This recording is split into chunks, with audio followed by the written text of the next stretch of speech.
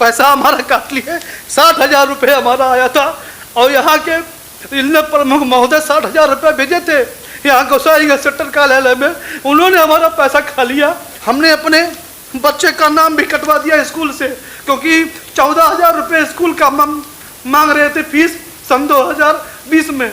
हम कहाँ से पैसा करें? हमने अपने बच्चे का नाम कटवा दिया। इस बार आर पार की लड़ाई होगी। हम इतने परेशान थे कि अपने बच्चे का हम जो एडमिशन न करा पाए। नमस्कार, मैं हूं अमित तिवारी और आप देख रहे हैं न्यूज़ फाइट 24। दोस्तों, सहारा इंडिया के कार्यकर्ता और खाताधारक आज भुखमरी की कगार पर पहुंच गए हैं। उन लोगों को इतनी समस्या है, पैसे की इतनी दिक्कत है कि वो अपने बच्चों का एडमिशन स्कूल में नहीं करा पा रहे हैं और स्कूल से अपने बच्चों का नाम कटा ले रहे हैं। खाताधारक एजेंटों को घर की परिक्रमा कर रहे हैं, खाताधारक बैंक के स्थानीय शाखा की परिक्रमा कर रहे हैं, भुगतान नहीं मिल पा रहा है। गोसाईगंज के कार्यकर्ता और एजेंट सहित हजारों की संख्या में लोग स्थानीय शाखा पर पहुंचकर एक विशाल धरना प्रदर्शन और आंदोलन की रणनीति तैयार कर रहे हैं। सहारा इंडिया करोड़ों रुपए का भुगतान जमा करके दबाए बैठी हुई है और वो कहती है कि हमारा सेबी से कोर्ट में मुकदमा चल रहा है, लेकिन सही बात है कि सेबी का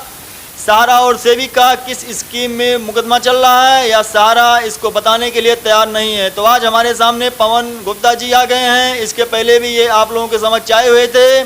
तो आप हमको ये बताइए कि आप लोगों की रणनीति धरना प्रदर्शन और आंदोलन में कैसी और किस प्रकार आप लोग यहाँ पे धरना प्रदर्शन करने के मूड में हैं। जो अभी कुछ दिन पहले धरना प्रदर्शन किया गया था वो भुगतान के लिए किया गया था, न कि एक आदमी के लिए, तो सभी के लिए किया गया था। और उसमें जो अधिकारी ऊपर से आए थे वो ओरिजिनल वर्कर ना आके वो टांडा के अखिलेश पांडे जी आए थे, जो कि उनका इस क्षेत्र में नहीं आता है। अब उनके आने पर यह आश्वासन दिया गया था कि 30 अप्रैल तक के बाद आपको भुगतान दिया जाएगा। और इसलिए हम सभी लोग, सभी जमाकर्ता भी 30 अप्रैल तक हम लोग बैठे रहेंगे। 30 अप्रैल के बाद हमारा रणनीति बहुत ही भयंकर और बहुत ही विशालतम, इस बार जो भी धरना प्रदर्शन किया जाएगा विशाल से किया जाएगा। आप हमारे दर्शकों को बताइए कि इस बार आप लोग आर पार की लड़ाई के मूड में हैं। अब इस बार कार्यकर्ता कह रहे हैं, एजेंट कह रहे हैं कि इस बार जब तक उनको भुगतान नहीं मिल जाएगा तो अब वो लोग वहां से हटेंगे नहीं और शाखा के सामने बैठकर अनिश्चितकालीन धरना प्रदर्शन करेंगे। तो आप ये बताइए कि इस बार कितने लोगों का वहां पे जमावड़ा लगने वाला है। इस बार जो संख्या जमाकर्ता की रहेगी वो 1000 की रहेगी और इस बार आर पार की लड़ाई होगी। चाहे हमको अनिश्चितकालीन धरना करना पड़े, चाहे हमको भूख हड़ताल करना पड़ेगी। अगर ज़रूरत मिली, अगर हमको पैसा सही समय से नहीं मिलेगा, हम अपने जमाकर्ता के लिए अपने तन मन को सब कुछ लगा देंगे। चाहे हमको अपने आप को आत्मदाह क्यों नहीं करना पड़े, हम सम्मानित जमाकर्ता के लिए उनके रोड पर उतरेंगे, उनके लिए हम हमेशा खड़े रहेंगे। क्योंकि आज के समय में, इस समय सभी लोग को पैसे की आवश्यकता है। चाहे किसी को शादी पड़ा हो, किसी को घर बनवाना हो, किसी का जो है मेडिकल हो रहा है, किसी के माँ बाप भाई बहन बीमार हैं, उन सभी जमाकर्ताओं के लिए, कार्यकर्ताओं के लिए हमको चाहे अनिश्चितकालीन या आत्मदाह करना पड़ेगा। इस बार हमारी रणनीति जोश खरोश में होगी और सत्याग्रह करने के लिए हमको मजबूर करना पड़ेगा। जी, सहारा इंडिया में जिन लोगों ने इन्वेस्टमेंट किया है उनको बहुत बड़ा संकट आ गया है। लाखों करोड़ों रुपया खाते में जमा है और यह सोच कर जमा किए थे कि उनको समय से पैसा मिल जाएगा। किसी को इलाज के लिए आवश्यकता है तो किसी की लड़की की शादी है, लेकिन उनको पैसा नहीं मिल पा रहा है। हमारे पास ऐसे लोगों के, कई लोगों के कमेंट आ रहे हैं दूर दूर से, झारखंड, पश्चिमी बंगाल, लुधियाना, अहमदाबाद, कई लोगों से भुगतान आ रहे हैं। यहाँ तक कि अभी हमारे कमेंट में एक छोटे लड़के ने लिखा कि सर पापा आत्महत्या करने वाले हैं। तो हमें उनका कमेंट पढ़ के बहुत दुख हुआ, हमारा हृदय बहुत द्रवित हुआ, लेकिन हम चाह कर भी उसमें कुछ कह नहीं सकते हैं। केवल जनता की आवाज़ वहाँ तक पहुँचाते हैं। तो इसी जो कड़ी में आज हम फिर यहाँ के लोगों की बात सेबी से लेके सरकार और सुप्रीम कोर्ट तक पहुंचाना चाहते हैं कि लोगों को पैसा जल्द से जल्द दिलाया जाए, क्योंकि लोग आत्महत्या करने को मजबूर हैं। कहीं कहीं लोग आत्महत्या भी कर ले रहे हैं।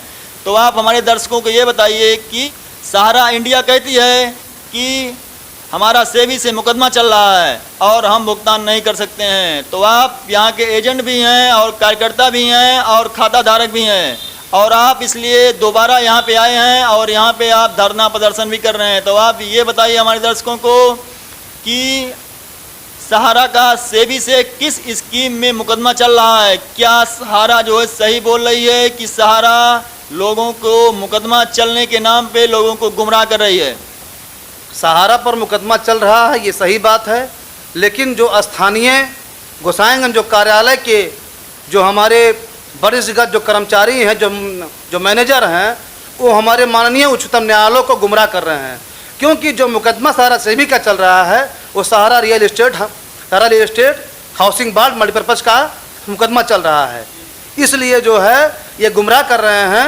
और जो यहाँ पर जमा हो रहा है वो सहारा क्रेडिट कोऑपरेटिव में जमा हो रहा है, क्योंकि जब जमा करता सहारा क्रेडिट कोऑपरेटिव में वो जमा करता है और 2 साल बाद उसका भुगतान आता है तो फिर उसको बताया जाता है कि हमारा सहारा सेबी से मुकदमा चल रहा है। सहारा की शाखाओं में लोगों का पैसा जमा हो रहा है, एजेंट के माध्यम से लोग पैसा जमा कर रहे हैं, लेकिन ये पैसा कहाँ जा रहा है? और अगर पैसा जमा हो रहा है तो ये पैसा लोगों को भुगतान क्यों नहीं हो रहा है? आप ये बताइए। कम से कम इस पैसे का भुगतान ज़रूरतमंद लोगों को होना चाहिए, जिनके यहाँ कोई बीमार है उनको भुगतान होना चाहिए, जिसके यहाँ किसी की लड़की की शादी है कम से कम उनका भुगतान होना चाहिए। तो आप हमारे दर्शकों को अपनी आप बीती बताइए।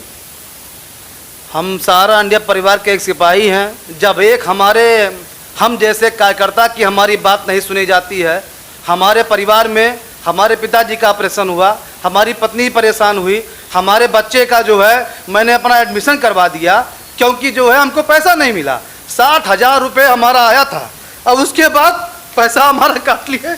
60,000 रुपये हमारा आया था और यहाँ के जिला प्रमुख महोदय 60,000 रुपये भेजे थे यहाँ गोसाईगंज सेक्टर कार्यालय में। उन्होंने हमारा पैसा खा लिया, उन्होंने जो है बंदरबांट कर लिया, क्योंकि उन्होंने अपनी सैलरी में बांट लिया हमारा पैसा। ये उसकी सबूत है। हमारे पिताजी का ऑपरेशन हुआ था और ये हमारे पत्नी का है, ये हमारे पत्नी का बिल है जो हम जो है आप लोगों को दिखा रहे हैं। हमने बहुत ही इस परिवार से उम्मीद किया था, क्योंकि ये परिवार के मुखिया बोलते हैं। आज सहारा इंडिया के सभी कार्यकर्ता इससे टूट चुके हैं, क्योंकि हम इतना परेशान हो चुके हैं कि क्या बताएं। तब हमने जाके धरने पे दिया और 60,000 रुपये आया, इन्होंने जो है पूरा बंदरबाट कर लिया। हमने अपने बच्चे का नाम भी कटवा दिया स्कूल से, क्योंकि 14,000 रुपये स्कूल का मांग रहे थे फीस सन 2020 में। हम कहाँ से पैसा करें? ये हमारा पूरा कागज है, हमने अपने बच्चे का नाम कटवा दिया। जो इस परिवार से ना उम्मीद कर, और हमारे बच्चे भी बीमार थे, अपने बच्चे बीमार के लिए पैसा मांग रहे थे। और ये सभी इन सभी कापी जो है मैं 27 फरवरी को उनके व्हाट्सएप पे भेज दिया था। रीजनल कार्यालय जो है अकबरपुर, विजय कुमार श्रीवास्तव रीजनल मैनेजर, और जो सहारा इंडिया के सेक्टर मैनेजर हैं सुभाष चंद्र शर्मा जी, उनको व्हाट्सएप कर दिया था।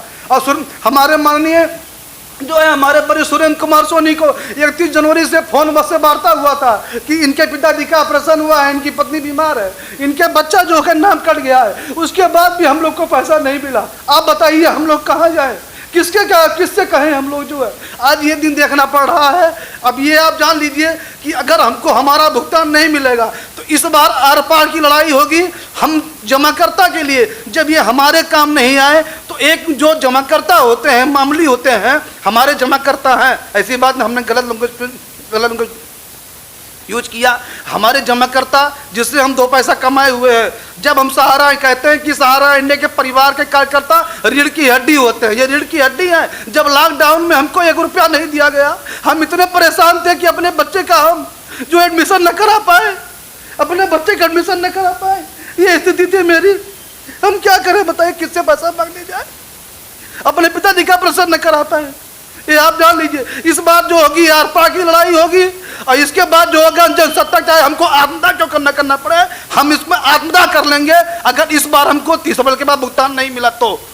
चलिए ठीक है दोस्तों, समस्या बहुत ही जटिल है। कार्यकर्ता से लेके एजेंट तक और खाता धारक जिन्होंने एक पाई इकट्ठा करके अपना पैसा जमा किया है वो आत्मदाह के लिए मजबूर हैं, आत्महत्या के लिए मजबूर हैं।